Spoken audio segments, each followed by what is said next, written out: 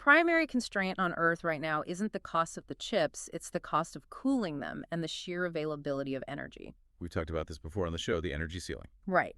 And it's becoming a hard ceiling. A facility like that, a big one, spends nearly 40% of its total energy budget just on the HVAC system. 40%, just to stop the chips from melting. Just pushing air or water around to keep the silicon from hitting 80 degrees Celsius and throttling itself to death.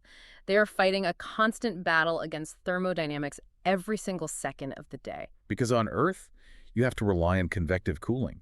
You're using fans to blow air or massive pumps to move liquid to physically transfer heat away from the chip and into the atmosphere. Exactly. And you're fighting against the ambient temperature of the Earth, which is, relatively warm.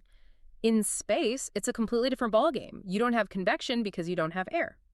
Now, that sounds like a problem, but it's actually a massive opportunity. How so? Because you have radiative cooling. If you shield the data center from the direct sunlight, put it in a permanent shadow using a deployable sun shield, something we're already good at, you are looking at an ambient environment of roughly 2.7 Kelvin. Which is near absolute zero. Yeah. It's the background temperature of the universe. It's incredibly, profoundly cold, so you can passively radiate gigawatts of waste heat into the void of space using radiator panels.